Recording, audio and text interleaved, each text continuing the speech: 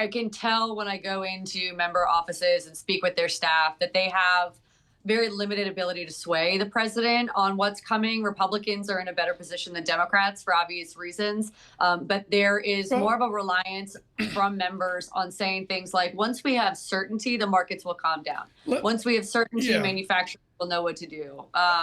The tariffs will be, not lasting past the summer. There's a lot of optimism and sort of wishful thinking about how impactful they can be on this topic. Oh, what a beautiful morning. Oh, did Oklahoma make the Final Four? No. Out in agricultural country, Henrietta Trays, it's subsidy redux. Republican farmers are going to get funds from Washington because they're harmed by the tariffs, right?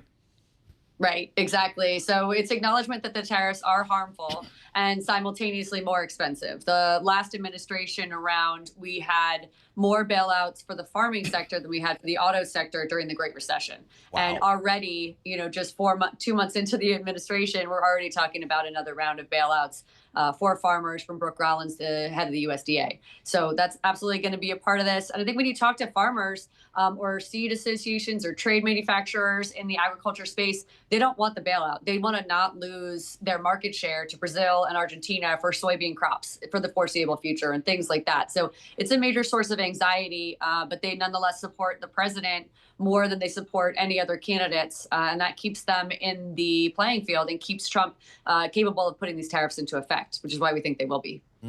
Henrietta, thank you for your research note here. It lays it out day for day what we should expect here this week, because it's going to be a long week here. So, folks, Henrietta's research is absolutely must read here to stay on top of what's happening down in D.C. And you note that tonight, Monday night, Congress actually comes back to D.C. What's on their to-do list here? This is going to be a fascinating week. So first off, we know that the Senate Republican Conference is trying to pull forward their consideration of the budget resolution. And the budget resolution, of course, is the key that we need to unlock before we can write the tax bill. And they're using this really novel approach where, because the House and the Senate do not agree on whether to cut the deficit, whether to cut $600 billion for Medicaid, whether to cut into a whole host of things, to the corporate SALT deduction, raise corporate taxes, there's no agreement right now between the two chambers. So what they're choosing to do for the first time is pass different budgets for each chamber. So the House gets to write their own tax bill and the Senate gets to write their own tax bill. And they're going to kickstart that process tonight, votes on Wednesday. And then also the Senate Democrats are going to force a vote on the IEEPA tariffs against Canada, which will be fascinating to watch.